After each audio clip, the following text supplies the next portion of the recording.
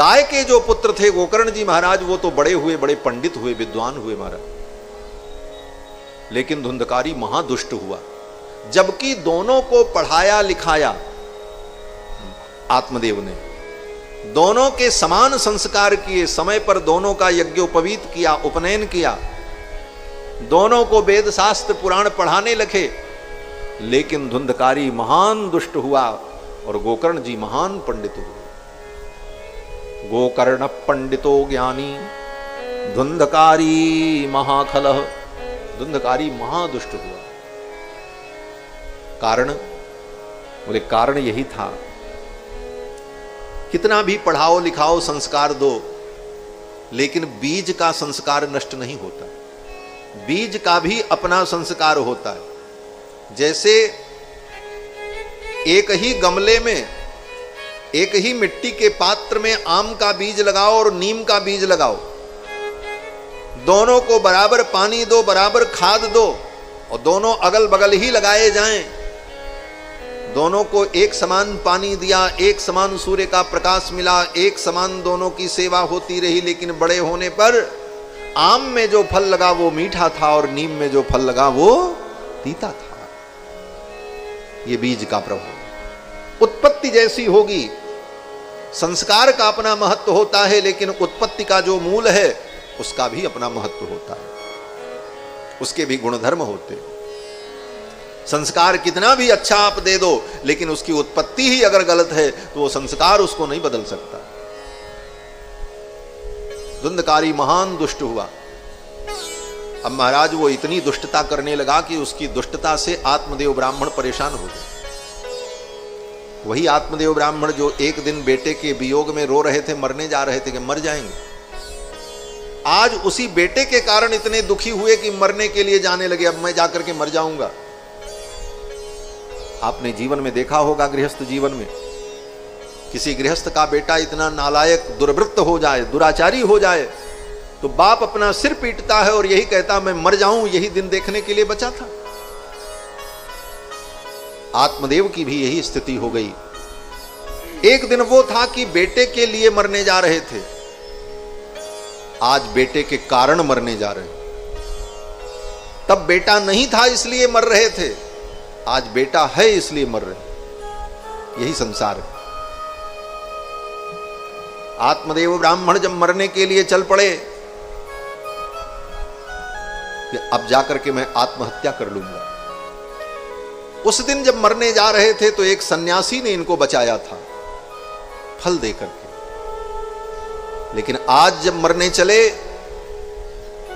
तो गाय के पुत्र जो गोकर्ण जी महाराज परम ज्ञानी हैं, उन्होंने अपने ज्ञान फल से इनको बचाया। गोकर्ण जी ने कहा पिताजी आप मरने मत जाओ। क्यों मरोगे? आत्मदेव ने कहा इस धुंधकारी की दुष्टता से मैं त्रस्त हो चुका हूं, अब मैं मर जाना चाहता हूं। तो गोकर्ण जी ने कहा पिताजी आप धुंधकारी के दुराचरण से दुखी नहीं हैं, आप अपने मोह के कारण दुखी। आत्मदेव ने कहा मोह? बोले हां, आपने इसको अपना बेटा मान लिया इसलिए आप दुखी हो। और वास्तव में दुख जो है वो मोह के कारण ही होता है। आपका बेटा चोर हो जाए, आपका बेटा लुच्चा लफंगा हो जाए तो आप सिर पीटते हो, रोते हो। और दुनिया में कितने चोर हैं लेकिन आप नहीं रोते हो। दुनिया में चोरों की कमी है। कितने लोगों के बेटे चोर और बदमाश हैं, लेकिन उन चोर बदमाशों को देख करके आप सिर नहीं पीटते, आप नहीं रोते, लेकिन आपका बेटा चोर हो जाए तो आप रोते हो। क्यों? बोले उसके प्रति मोह है कि ये मेरा है, और वो दूसरे का है इसलिए अपना नहीं है, इसलिए मोह नहीं है, इसलिए दुख नहीं है। वास्तव में दुख चोर होने से नहीं है, दुख बदमाश होने से नहीं है, दुख इसलिए है कि तुमने उसको अपना माना। इसको कहते मोह। इसी को गोस्वामी तुलसीदास जी कहते हैं कि मोह सकल व्याधिन कर मूला, ते ते पुनि उपजई बहुशूला। मोह ही समस्त व्याधियों का मूल है, सारे दुख का मूल है। हम दुखी तब होते हैं जब किसी चीज को अपना मान लेते हैं, तब उसके नष्ट होने पर हमें कष्ट होता है। और जब हम उसे अपना मानेंगे ही नहीं तो नष्ट होने पर कोई कष्ट नहीं। यही मोह है। गोकर्ण जी ने कहा, पिताजी आपने इसको अपना मान लिया इसलिए आप दुखी हैं। इसमें जो आपकी अपनत्व बुद्धि है कि ये मेरा बेटा है, ये बुद्धि आप समाप्त कर दो, आपका दुख खत्म हो जाए।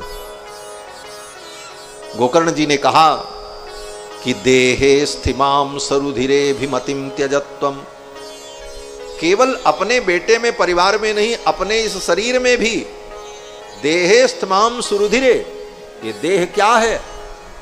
मांस, हड्डी और खून का संघात ही तो है। हड्डी की राड पड़ी हुई है और मांस और खून का गारा और सीमेंट पड़ा हुआ है। जैसे घर बनाते हैं तो बीच में पिलर बनाते हैं तो क्या करते हैं? बोले पिलर को मजबूती देने के लिए मोटी मोटी सरिया डाल देते हैं। लेकिन केवल सरिया पर घर नहीं बनेगा, मोटी मोटी लोहे की सरिया डालने के बाद उसके चारों तरफ सीमेंट और कंक्रीट की ढलाई कर देते हैं। लेकिन केवल ढलाई करने से काम नहीं चलेगा, वो बेकार दिखेगा। तब बोले ऊपर से बढ़िया सुंदर प्लास्टर कर देते हैं और प्लास्टर करने के बाद रंग रोगन कर देते हैं, उसको चमका देते हैं, फिर घर बन गया, फिर उस घर में रहते हैं। उसी प्रकार इस शरीर में हड्डी ही मानो वो मोटी मोटी सरिया है और मांस और खून का गारा लगा करके इस पिलर को बनाया गया। ऊपर से सुंदर गोरे और सफेद रंग के चमड़े से इसका प्लास्टर कर दिया गया और ऐसे घर के अंदर आत्मा बैठ गई। आत्मा को आनंद आने लगा। लेकिन यथार्थ में घर में हम रहते हैं, घर हम नहीं, घर हमसे अलग है, यही ज्ञान है। अब महाराज गोकर्ण जी कहते हैं कि देहे स्थिमाम सिरुधिरे भिमति त्यजत्वम, इस देह में, इस मांस के शरीर में जो तुम्हारी अभिमति है, इस अभिमति को त्यागो। अभिमति माने ये मेरा है ऐसी मति। अभिमतिम त्यजत्वम, और केवल अपने ही शरीर में नहीं, इस शरीर से संबंधित जितने शरीर हैं, पत्नी पुत्र परिवार पिता, सब में जाया सुतादिषु सदा ममताम विमुंच, पत्नी पुत्र इत्यादि में जो ममता है उस ममता का भी त्याग करो। समझना, इसका मतलब यह नहीं है कि आप सबको छोड़ दो। व्यक्ति को मत त्यागो, व्यक्ति के प्रति जो ममता है उस ममता को त्यागो। घर को मत त्यागो, घर के प्रति जो ममता है उस ममता को त्यागो। पुत्र परिवार को मत त्यागो, पुत्र परिवार के प्रति जो ममता है उस ममता को त्यागो, क्योंकि ममता ही दुख देती है। तो कहते हैं जायासितादिषु सदा ममतां विमुंच, पश्यानिशं जगदिदं क्षणभंगुनिष्ठं, वैराग्य राग रसिको भव भक्तिनिष्ठः। क्षणभंगनिष्ठम, ये संसार जो है क्षणभंगुर है, कब टूट जाए कब छूट जाए इसका कोई ठिकाना नहीं। इसलिए इसके प्रति जो आसक्ति है उसे त्याग करके आप वैराग्य संपन्न बनो। धर्मं भजस्व सततम त्यज लोक धर्मान, धर्म का भजन करो लोक धर्म का त्याग करके। सेवस्व साधु पुरुषान जहि काम तृष्णान, और काम तृष्णा को त्याग करके सत्पुरुषों का संग करो, सत्पुरुषों की सेवा करो। अन्यस्य दोष गुण चिंतन मासु मुक्त्वा, दूसरे के गुण और दोष का चिंतन करना छोड़ दो।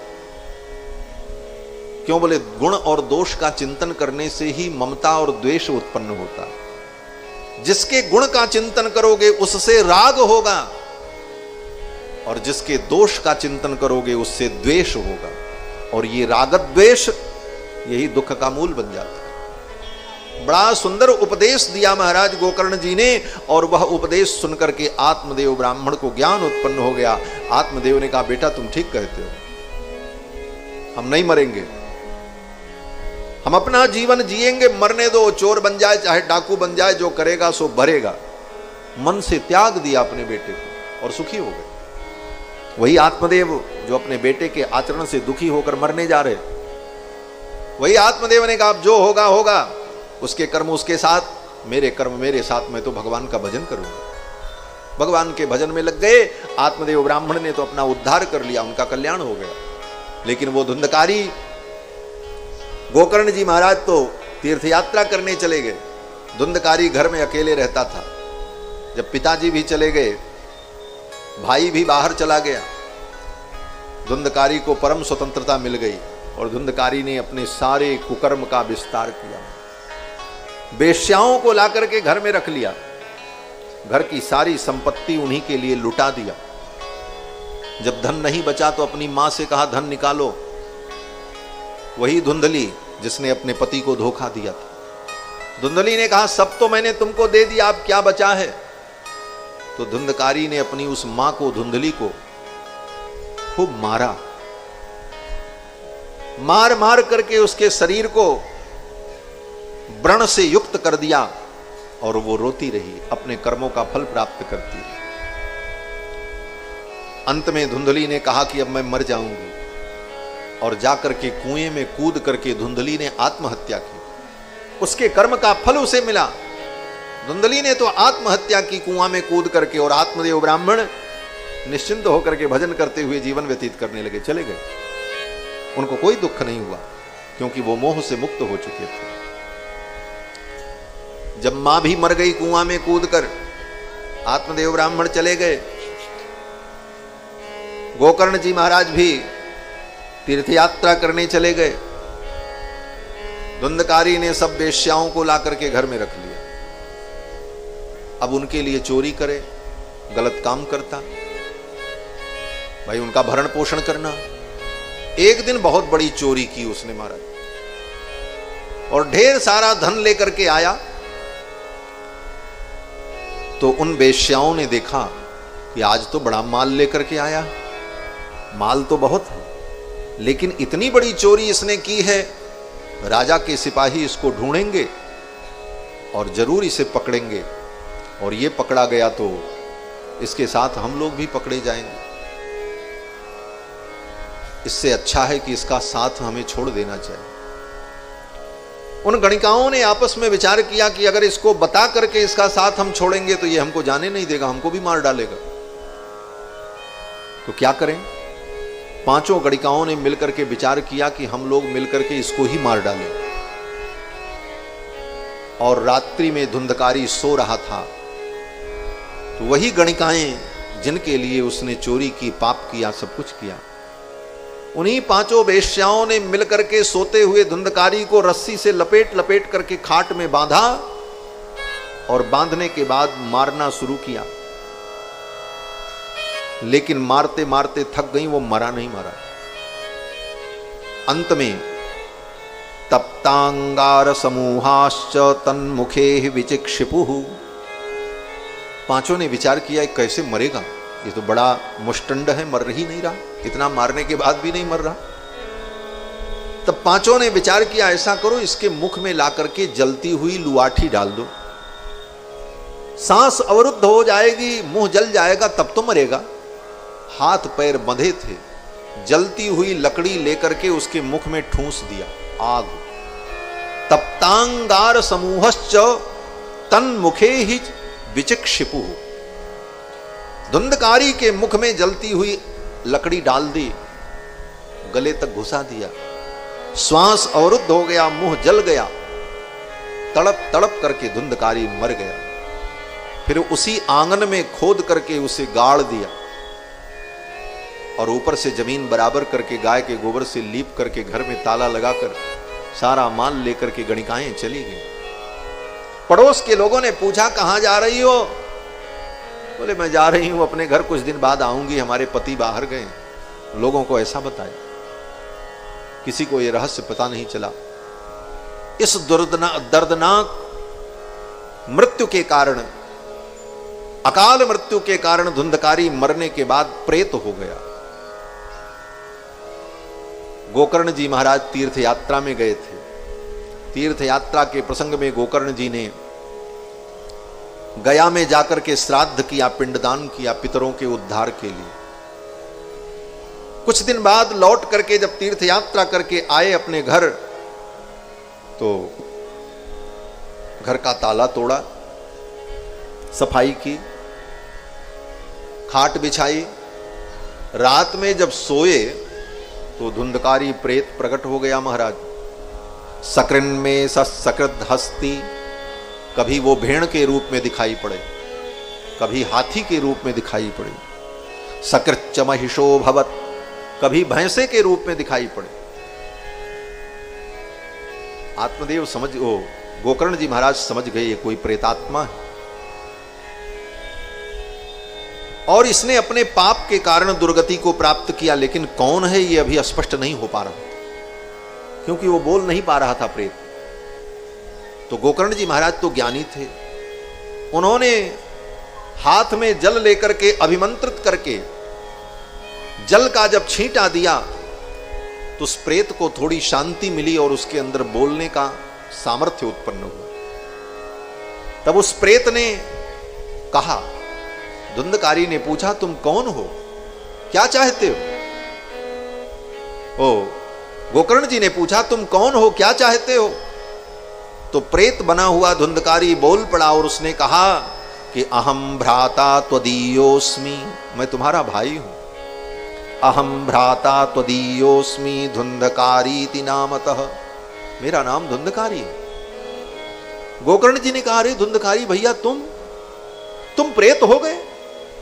धुंधकारी ने कहा कि हां, स्वकीये नैव दोषेन ब्रह्मत्वं नाशितं मया, अपने ही दोष के कारण मैंने अपने ब्राह्मणत्व को नष्ट कर दिया। ब्राह्मण के कुल में उत्पन्न होकर के मैंने ब्राह्मणोचित आचरण नहीं किया। मेरे पूर्व जन्म के ऐसे कुसंस्कार थे जिसके कारण मैं अपने धर्म का निर्वाह नहीं कर सका और मैं प्रेत बन गया, मेरा उद्धार करो। गोकर्ण जी ने कहा, धुंधकारी मैंने तो गया में श्राद्ध किया, गया में श्राद्ध करने पर पितरों को मोक्ष मिल जाता है और तुम मुक्त नहीं हुए। तो धुंधकारी ने कहा, गया श्राद्ध सते नापि मुक्तिर्मे न भविष्यति।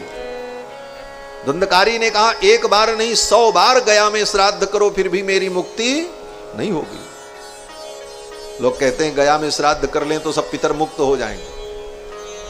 बहुत से ऐसे पाप हैं जिन पापों के कारण गया श्राद्ध करने पर भी पितरों को मुक्ति नहीं मिलती। उसका प्रमाण है ये धुंधकारी, ये भागवत की कथा, महात्म्य की कथा। तब गोकर्ण जी ने विचार किया कि गया श्राद्ध करने पर भी जिस प्राणी की मुक्ति न हो, उसके पाप नष्ट न हो, उसके लिए क्या करना चाहिए। रात बीती, जब सवेरा हुआ तो गोकर्ण जी महाराज ने स्नान करके जब संध्या वंदन किया, सूर्य भगवान को अर्घ्य दिया। तो अर्घ्य देने के बाद सूर्य भगवान से ही गोकर्ण जी ने पूछा, हे भुवन भास्कर, हे मरीचिमाली, हे प्रभाकर,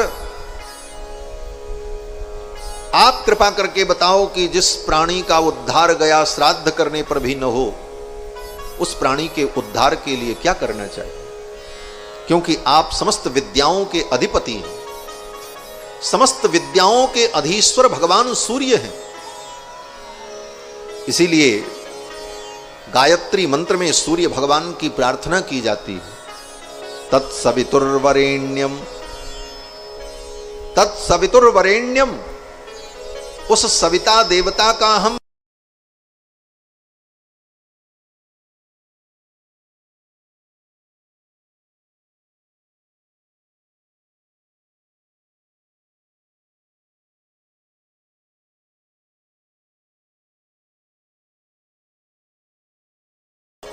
क्यों? बोले धियो यो न प्रचोदयात। धी माने हमारी बुद्धि को जो प्रचोदयात माने प्रेरित करें, सत्कर्म में लगावें, मुझे बुद्धि प्रदान करें। क्योंकि समस्त ज्ञान विज्ञान को देने वाले भगवान सूर्य हैं, समस्त विद्याओं के अधीश्वर हैं। प्रलय हो जाने पर, सब कुछ नष्ट होने पर भी समस्त विद्याएं भगवान सूर्य के पास सुरक्षित रहती हैं। सूर्य भगवान से पूछा गोकर्ण जी ने, हे भगवान आप कृपा करके बताओ। तो सूर्य भगवान की किरणों से आवाज आई। सूर्य भगवान ने कहा, गया श्राद्ध करने पर भी जिस प्राणी का उद्धार न हो, उसके उद्धार के लिए श्रीमद् भागवत की कथा का आयोजन करना चाहिए। ये भागवत की महिमा है। कितना महत्वपूर्ण ये ग्रंथ है महाराज। सूर्य भगवान ने कहा गया श्राद्ध करने पर भी जिसकी मुक्ति न हो, उस प्राणी की मुक्ति के लिए संकल्प करके वह प्राणी अपने पाप से मुक्त होकर के प्रेत योनि से मुक्त हो जाए, ये संकल्प करके उसके निमित्त भागवत की कथा का आयोजन किया जाए और 7 दिन विधि पूर्वक अनुष्ठान करके उसे भागवत की कथा सुनाई जाए, तो बड़े से बड़े प्रेतात्मा को भी मुक्ति की प्राप्ति हो जाती है। सूर्य भगवान ने जब कहा तो गोकर्ण जी बड़े प्रसन्न हुए और गोकर्ण जी महाराज ने भागवत की कथा का आयोजन किया। कब? बोले आषाढ़ के महीने में, आषाढ़ के शुक्ल पक्ष की 9वीं से गुरु पूर्णिमा पर्यंत 7 दिन तक विधि पूर्वक श्रीमद् भागवत महापुराण का अनुष्ठान किया गोकर्ण जी ने। सब लोग सुनने आए, वो धुंधकारी प्रेत भी सुनने आया। वो किसी को दिखता नहीं था, आया सुनने के लिए। और कहां बैठा? बोले उसी पांडाल में एक बांस गड़ा हुआ था, खंभा, उसी बांस में वो बैठ गया, क्योंकि प्रेतात्मा वायु रूप था। उस बांस के अंदर बैठ करके 7 दिन तक उसने कथा सुनी। और संयोग से जिस बांस में वो बैठा, उस बांस में भी 7 पर्व थे, 7 गांठें थीं। जैसे बांस में गांठ होती है, 7 गांठ का वो बांस था। उसी बांस में धुंधकारी बैठा। एक दिन की कथा सुनी तो एक गांठ फट गई, दूसरे दिन दूसरी गांठ फटी, वो ऊपर आया, तीसरे दिन तीसरी गांठ फटी। इस प्रकार से 7 दिन तक धुंधकारी ने बांस में बैठकर कथा सुनी और 7वें दिन बांस के 7 पर्व फट गए। धुंधकारी जो प्रेत था, उसका प्रेत शरीर गायब हो गया और वो दिव्य रूप धारण करके प्रकट हो गया। दिव्य रूप धरो जातस तुलसी दाम भूषितः, सुंदर पीतांबर पहने हुए, तुलसी की माला पहने हुए, पीतवासा घनश्यामो, पीतांबर पहने हुए, मुकुट लगाए हुए, मुकुटी कुंडलाननः, कानों में सुंदर कुंडल पहने हुए, दिव्य रूप में, देवता के रूप में धुंधकारी प्रकट हो गया। कितनी अद्भुत बात है। धुंधकारी ने बांस में बैठ करके कथा सुनी और 7 दिन में मुक्त हो गए। और हमारा आपका दुर्भाग्य कि हम बिस्तर पर बैठ करके भी कथा नहीं सुन पा रहे। बिस्तर लगाओ, गद्दे लगाओ, पंखे लगाओ, सोफा कुर्सी लगाओ, उसके बाद भी व्यक्ति कथा सुनने को तैयार नहीं है, क्योंकि वो आत्म कल्याण नहीं चाहता है। जो आत्म कल्याण करना चाहेगा वो किसी भी परिस्थिति में इस ज्ञान को सुन करके आत्म कल्याण करेगा। और जो अपना कल्याण स्वयं नहीं चाहता, उसका कल्याण कोई नहीं कर सकता।